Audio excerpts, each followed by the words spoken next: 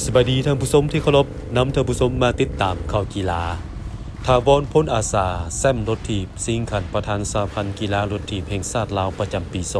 2025พร้อมสืบต่อฝึกซ้อมอย่างต่อเนื่องเพื่อรุ่นติดทีมชาติไปร่วมซีเกมครั้งที่ 33 ที่ประเทศไทยในท้ายปีนี้ภายหลังที่ถาวรพ้นอาสาคว้าแซมรถถีบสิงขันประธานสหพันธ์กีฬารถถีบแห่งชาติประจำปี 2025รุ่นโอเพ่นเมื่อวันที่ 16 เมษายนผ่านมาได้ให้สัมภาษณ์กับทีมข่าวกีฬาโทรภาพแห่งชาติลาวว่าเป้าหมายในปีนี้หวังสร้างผลงานให้ดีที่สุดเพื่อติดทีมชาติไปร่วมงานซีเกมครั้งที่ 33 ที่ประเทศไทยในเดือนธันวาคมท้ายปีนี้โดยจะอดทนฝึกซ้อมและพัฒนาสมรรถภาพร่างกายให้มีความพร้อมเสมอรู้สึกดีใจหลายนะที่ว่าตัวเองได้รับชัยชนะเข้าที่หนึ่งประเภทโอเพ่นซ้ายเวลามื้อนี้ก็บ่ค่อยดีเนาะเพราะว่า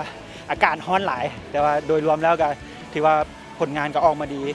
ทีมก็สามารถได้ที่1 2 3เลยเนาะแล้วก็อันดับท็อป 10ก็ว่าทุกคนถือว่าผลงานก็ดีเกินคาดปีนี้ถือว่ารายการนี้เป็นรายการที่2เนาะ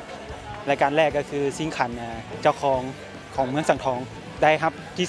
2เดือน6นี้ก็สิไปแข่งเขาเอิ้นดูเอลอนเนาะเป็นกีฬาที่ว่าแลนแล้วก็ปั่นรถถีบแล้วก็แลนกีฬาแห่งชาติ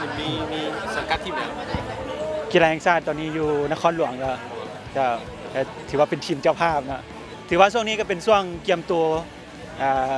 ของนักกีฬานครหลวงเนาะแล้วก็เตรียมตัวซีเกมแต่ก็ซีเกมก็ยังบ่ฮู้เนาะเพราะมื้อนี้เป็นมื้อคัดเลือกตัวแทนทีมชาติที่ว่าสิไปซีเกมในท้ายปีนี้นะจากผลงานในครั้งนี้เฮ็ดให้ถาวรสะสมเกียรติประวัติเพื่อหวังผ่านการคัดเลือกสู่การติดทีมชาติอีกครั้งซึ่งเป็นความหวังสูงสุดของนักกีฬาที่จะได้รับใช้ชาติสำหรับการเคลื่อนไหวในต่อหน้าจะเข้าร่วมแข่งขันกีฬาคนเล็กหรือลักษณะไตรกีฬาดูแอตลอนพาวเวอร์แมน 2025ซึ่งจะจัดขึ้นวันที่20ถึงวันที่22มิถุนายนที่จะมาถึงนี้อยู่ประเทศมาเลเซียโดยถาวรเป็นแชมป์เก่าประเภทซ้ายทั่วไปแต่ปีนี้จะเข้าร่วมระดับสูงสุดที่ประกอบมีแลน10กิโลเมตรที่บทถีบ60กิโลเมตรและแลนอีก10กิโลเมตรก็ขอขอบใจนะทุกๆกำลังใจที่ว่าเชียร์มาตลอดระยะการแข่งขันขอขอบใจสปอนเซอร์ทีมขอขอบใจหมู่เพื่อนร่วมทีมเนาะที่ว่าช่วยกันเฮ็ดให้ผลงานของเฮาดีมาตลอดทั้งปีถาวรพ้นอาสามักหักกีฬารถถีบมาแต่น้อยและเคยติดทีมชาติมาหลายสมัยปัจจุบันถาวรสังกัดทีมท็อปไซเคิลประเทศลาวมีการเคลื่อนไหวฝึกแอบแข่งขันอย่างต่อเนื่องทั้งภายในและต่างประเทศตามสภาพเงื่อนไข